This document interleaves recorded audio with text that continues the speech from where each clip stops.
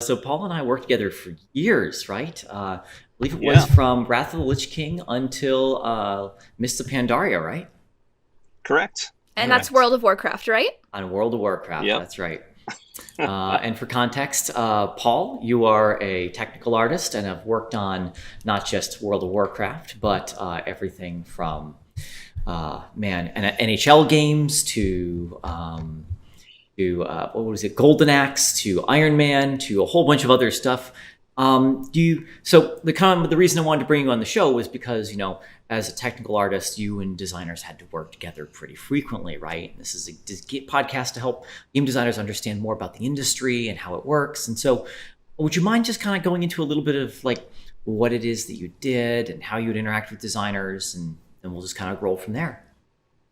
Okay, sure. I'm going to start out with saying that technical art is probably one of the most vague job descriptions in the industry. A lot of people think that we just make puppets for animators, and for a certain percentage of us, that's true. That's generally the door in, as it were.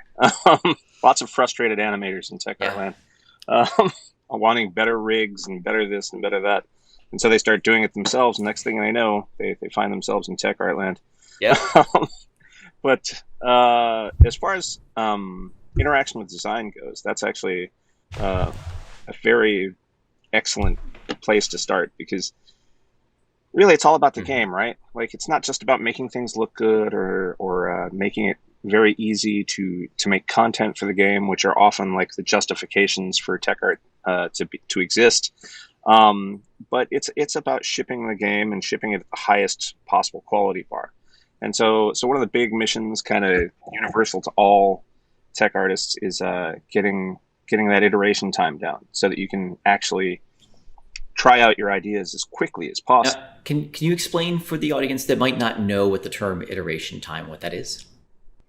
So, every time you get to test something, every time you get to try out your idea, and then so the time involved in trying out your idea, from "Ooh, I think I should" to playing it in your prototype, that's the thing we want to get to be as short as possible, because the more iterations, the more turns of the crank, as it were, the higher quality you're going to get, because if you had more time to explore the idea very thoroughly. And with tech art and design, a lot of the time it's trying to figure out how the heck we're going to do it in the first place. Like, I recall, Alex, there was a set of horns we wanted to grow out of warlock foreheads. And the wings. Remember the wings? Can we even do this? And we figured a way out, and then there were some gotchas. Oh my goodness, I remember that. It was when the first time we worked together on a project like that was getting the animated wings to pop out of one of the set bonuses, right? So as you're wearing the helmet, you'd apparently see these little wings. Then I remember years later when I was working on the Warlock rework, we wanted to make an actual pair of wings sprout out of the back of the Warlock as you were running and have it animate as you jumped, which was something that had never been done before. We'd never done synced models at the same time.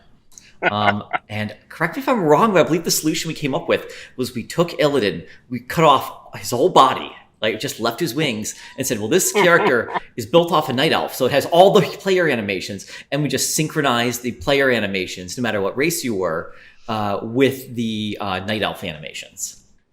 That's correct. And we also then extended that out to weapons so that we could have synchronized weapon animations, which was a pretty big deal at the time. Yeah. Like, we'd never done it before.